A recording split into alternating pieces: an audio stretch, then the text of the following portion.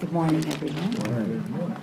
As you know, a matter of a very intense discussion in the Congress these days is the Iran negotiations and the agreement that has been reached.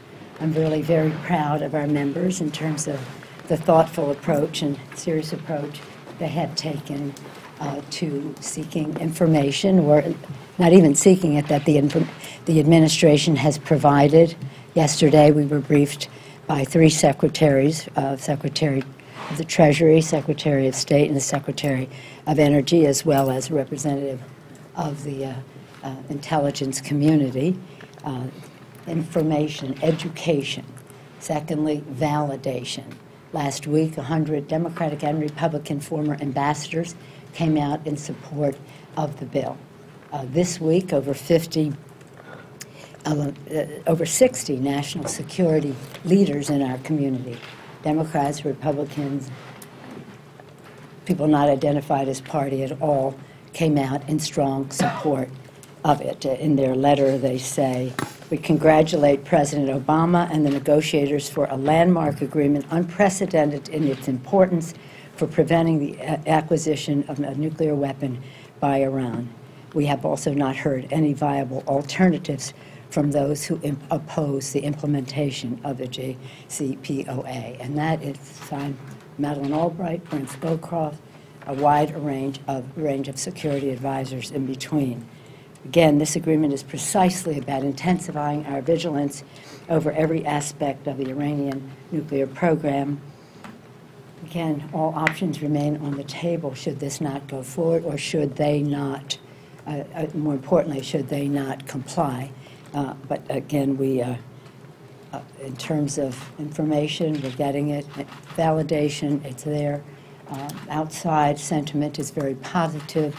Of course, we'll be facing tens of millions of dollars of mobilization against the agreement over the August break, or even starting now. But I feel confident in the mobilization of the American people who support this agreement. Today, as you know, on the floor of the House, we have a bill that affects sanctuary cities. It's a bill the administration has issued a veto threat on, saying the bill undermines current administration efforts to remove the most dangerous convicted criminals and to work collaboratively with state and local law enforcement agencies and threaten the civil rights of all Americans. This is a really inappropriate attempt to address a very serious situation, a very sad situation that happened in my city of San Francisco. Our thoughts and prayers, of course, are with the silent family. The Republican Congress, though, should not use this and blur the distinction between what happened there, which was a tragedy and must be addressed, and sanctuary cities and their purpose. As you know, the Republican Congress almost shut down government because they didn't want to fund the Department of Homeland Security. There's one clear solution to these problems: pass comprehensive immigration reform. I want to pay special tribute to my colleague, Congresswoman Zoe Lofgren, who is an expert on these issues. She's been an immigration attorney. She has taught immigration law. She has chaired the Immigration Committee, and she's a strong supporter of protecting the American people. And we'll see what happens in the debate today. They're debating the rule right now, so I may have to leave momentarily. As you know, the clock is ticking. The time is running out on the Highway Trust Fund. Just a matter of another 10 days, and the trust fund will have exhausted its funding. The clock is running out on the EXIM Bank. It already ran out in terms of money, and now it will run out in terms of authority by the end of this month. Last week, the House sent to the Senate a 5-month bill to extend the trust fund and to reauthorize the EXIM Bank. Our thought was and hope was that the Senate would send that bill back to us, but our bill did not address the EXIM Bank. Our hope was that the Senate would put the EXIM Bank on our bill, send it back over to us. Instead, now they're saying that it would have to be on a long-term bill, which cannot possibly be finished by the 31st of July when the authorization runs out. So we would hope that they would follow the path that we set here in a very bipartisan way from the House to the Senate, even though we're reluctant to support another short-term bill. But the fact is, July 31st is fast upon us. I believe the Speaker's wish was not to have this take 5 months to do, but that we could do a bill in a shorter period of time, 2 or 3 months. And I would hope that the Senate would recognize that and send us this bill as they proceed to pass or not their own long-term bill, which we would then go to conference on. So there we are on that. But the President has proposed the Grow America Act. It's a 6-year bill. It's robust. It's paid for. It's exactly what this country needs. And I would hope that whatever we did was more, it looked more like the President's proposal, even if we can't go that far, but has that robustness, has that strength to create jobs, to grow the economy, to reduce the deficit, to improve the quality of our air, the pace of our commerce, to take people to and from work, to and from market, products from the field to the marketplace, some of it destined to abroad. This is really important to our economy, in addition to which the American Society of Civil Engineers has given us all kinds of failing grades on how we maintain our infrastructure, and it also has said that we're in the deficit of trillions of dollars. Well, there's a way to address this. We don't have appropriated funds to a tune of $1 trillion, but we can repatriate some money. We can have an infrastructure bank. We can leverage the money that we do have to do much more. We know one thing for sure. No maintenance is the most expensive maintenance, as we see with our crumbling bridges, roads, and transit systems. That, I'd be pleased to take any questions. Madam Leader, you acknowledge that tens of... I'm trying to mix it up for people who've answered a question last week to have a question this week. Anybody who didn't ask a question last week? Okay, so no other question? Oh, okay, you go, and then we'll come back. So it sounds like you're opposed to the 6-year Senate bill, and this is not just a McConnell bill, it's a McConnell-Boxer bill. And I didn't say I was opposed to it. I'm just saying it's not going to be done by the end of next week. So let's let's deal with it. Excuse me. I'm not opposed. We don't know what it is. They're in the processes of amendments today, so we'll see what comes out of it. I commend Senator Boxer. She has many good things in the legislation that I've seen so far, but they're going through the process of amendment. I don't like several of the pay-fors in the bill, starting with using Social Security to pay for roads. We cannot use Social Security. Pulled that out last night. Well, we'll see. We'll see. You know, that was the rumor that it was going to be pulled out. I hope that that is the case. But they will pass a bill, and we will pass a bill, and then we'll go to conference. Perhaps we can go to conference with our I think we would want to go to conference with something stronger than our 5-month bill. So this is going to take some time, and that's why we're just saying, let's take the time, let's get the job done. But in the meantime, don't let the trust fund run out, and don't let the Ex-Im Bank expire. Yes, sir. Madam Leader, you acknowledge that tens of millions of dollars are going to be spent in this August recess against the Iran deal. Yeah. What do you say to your members in terms of holding firm? Because you guys took an awful lot of heat on the health care bill, and it proved detrimental. What is your message to them during this August recess in the face of all this adversity they're going to encounter? Well, I don't stipulate that the health care bill was why we didn't win in 2010. There are many things that relate to we saved the country with passing the TARP bill, probably one of the most unpopular bills that I've ever asked members to vote for. You recall the Republicans took a walk from their own president on that legislation. These are completely different issues. But the members are going to do what they believe, and that's why we want them to have the information, all the information that they require, and the administration is endless and boundless in its interest in supplying that information. As I held up last week, the agreement is not a long one. and the annexes are not that long, but there's some other documents that are classified that we're encouraging members to read. Today, we'll have a meeting with a couple of the secretaries, Secretary of State and Interior for two, so that members can ask direct questions. As I said, I'm very proud of the thoughtfulness and the seriousness that members are bringing to this. And I would caution anyone, just whatever anybody outside, and I know people want to consult with their constituents and their families and their advisors, and that's admirable. But at the end of the day, it is their vote, the members' vote, and members have to vote what they believe. They can't, nobody makes you do it. You know, you can't say somebody made me do it on an issue of this magnitude. It is up, how did those security leaders characterize it? They said, an agreement, a landmark agreement unprecedented in its importance, preventing the acquisition of a nuclear weapon by Iran. This is very important. So members were going to be responsible for their vote. I caution back to the vote on Iraq. Most of you weren't here, but at the time, as the senior Democrat on the Intelligence Committee, I said the intelligence does not support the threat. Overwhelmingly, Democrats voted against the war in Iraq. Those who voted for it had a lot of explaining to do later, and now hopefully we're past that.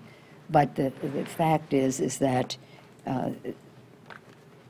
study the information, review the validation on either side of the issue, understand what the decision is, and make a vote on it. And as I say, I'm proud of the time, the attention, the seriousness which members are bringing to it. Yes?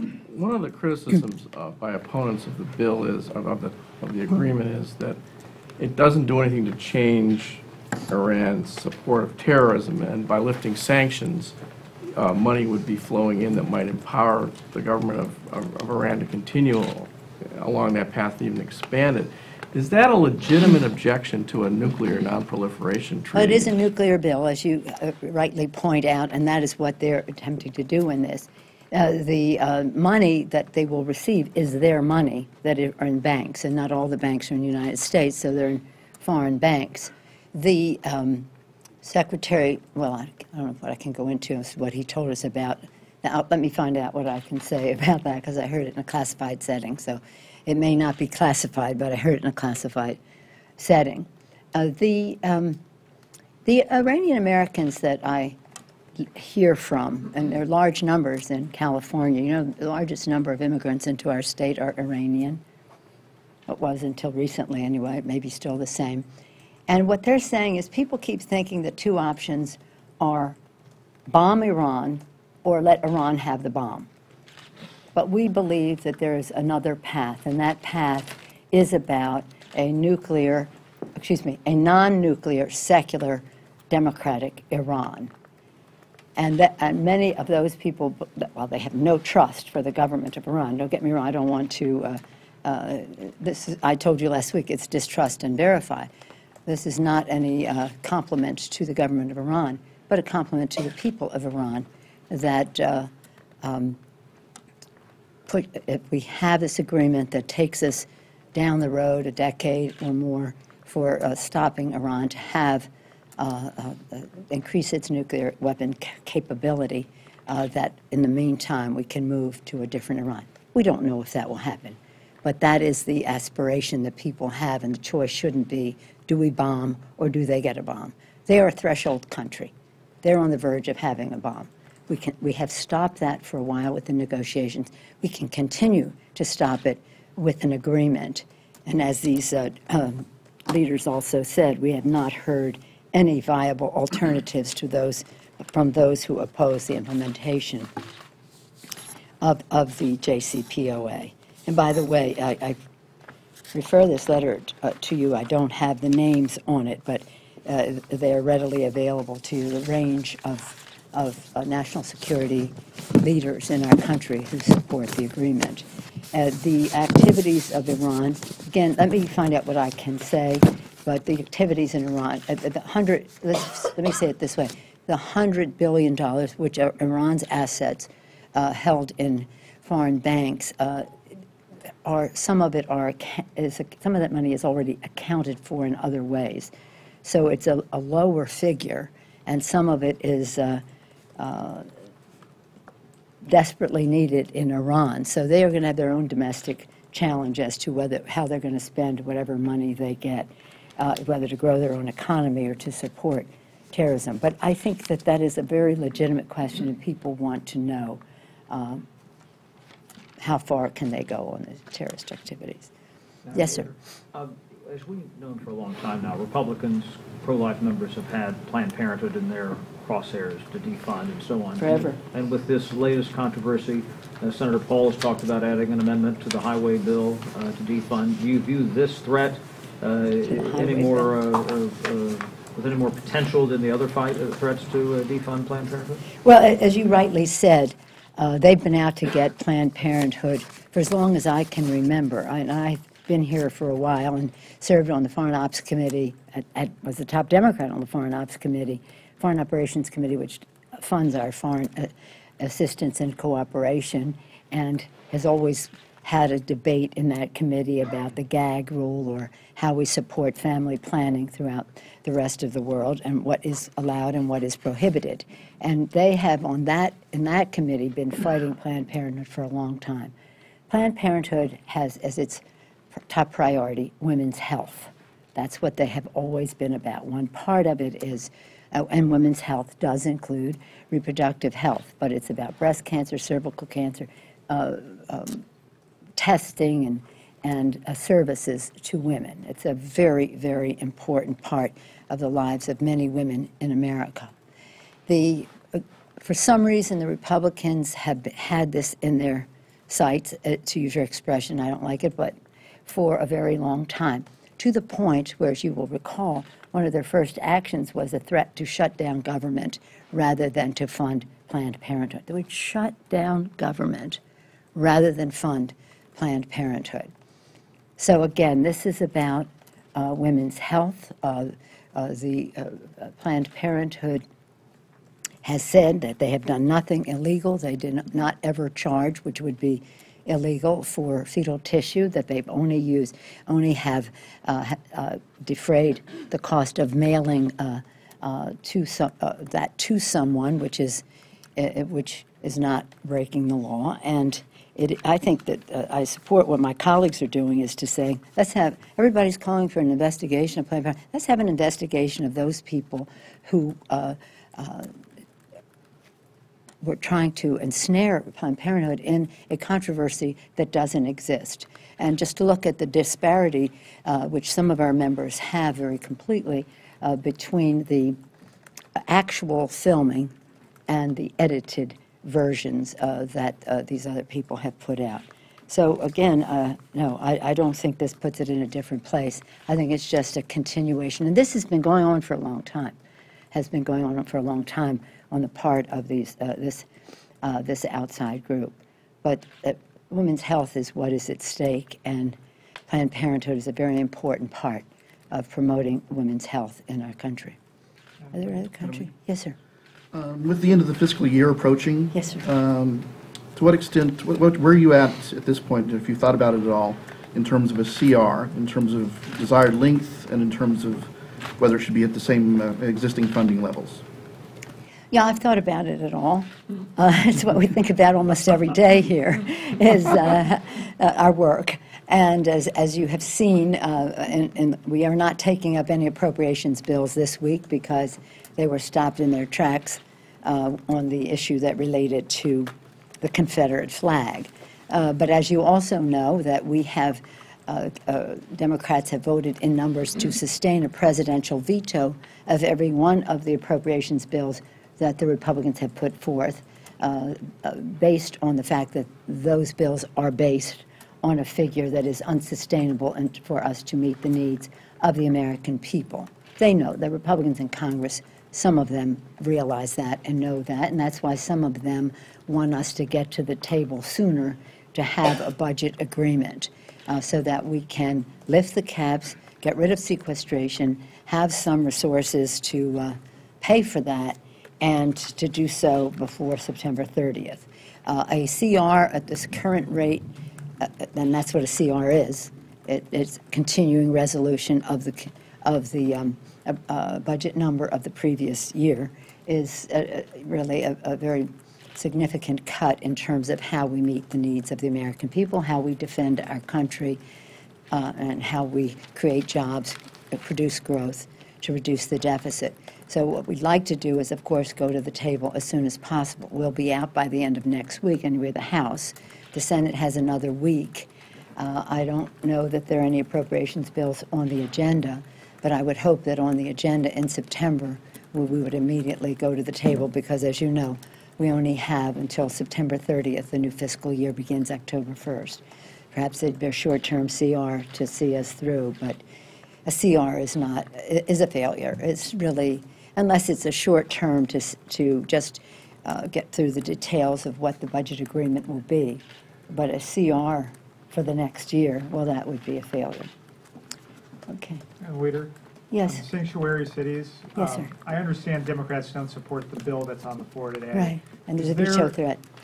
Is there a need for any sort of legislation pertaining to this? And I ask because your fellow San Franciscan Senator Feinstein said recently that she believes that a narrower bill may be in order to address this issue of whether cities are required to comply with these immigration detainers. Well, so, let me say that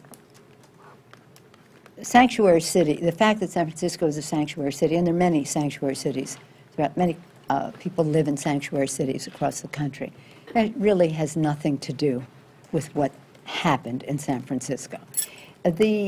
Should we take a look, always review what the standard is? For example, in this case, having nothing to do with sanctuary city, but why did the Bureau of Prisons not hand this person over to ICE as they had done in the past? A course of events unraveled in which were unfortunate, and poor judgment was used by the sheriff in the city to not turn him over to ICE, the suspect over to ICE. My own personal belief is that when we examine this, and I think Senator Feinstein's legislation relates to PEP, the program that now exists, and how we should increase communication. I haven't seen her bill, but should there be a way to increase communication among different authorities? Yes. Should there be a review of what constitutes a deportable offense? In other words, it says now violent felons. Well, there are lots of misdemeanors that are very violent that just really wouldn't fall under that category, and there are lots of felonies that aren't violent but that are breaking the law in a serious way. So I would say let's review what that standard is. Remembering, of course, that also in the Violence Against Women Act, we have this protection for immigrant women. And that's why, I don't have it here, but we certainly will be talking about it on the floor. The League of Cities, law enforcement officials across the country are saying vote no on this bill because it harms their discretion to protect people, to solve crimes, to use their time more effectively to do that. And again, if you're not familiar with the organizations, see what's happening on the floor. I should have brought some. Do we have any with us under the letters? We'll put it out. It's overwhelming in opposition to the proposal that is there today. But should we review, not for the purpose of sanctuary city, but just for the purpose of our policy in general, what is serious? You know, multiple misdemeanors or one non-violent felony. You know, we have to have more discretion there, I think. And then, of course, what would solve most of it, no guarantee of all of it, is to pass comprehensive immigration reform. What we also have to look at is how did this person come into possession of a gun in a state where his having a gun as a convicted felon would raise serious questions. So with that, we'll have to go to the floor because we're having that debate now on the rule and later on the bill. But But it's a tragic, tragic situation. Our hearts are broken over it. So much heartbreak. So sad what happened in Chattanooga. It's just, how do you explain that? Again, a person got a gun online. Got a gun online. Another reason for us to have a serious background check. But again, when you're so close to the incident, really our focus is on mourning with the families. But as we go forward, as people look at various things, whether we should be having arms in recruitment centers, that policy started under President George Herbert Walker Bush, as you may not recall, but can research. And that's really up to the military to decide. But is that not heartbreaking that these young people who've risked their lives in military theater were not safe at home here? So again, our thoughts and prayers. We have a lot of thinking and a lot of praying to do around some of the incidences that have happened. Thank you all very much. Oh, at 12 o'clock we'll be in the LBJ room to announce our Equality Act. I hope many of you will join us there. We'll be with the House and Senate leadership and members who are co-sponsors of the legislation. Thank you.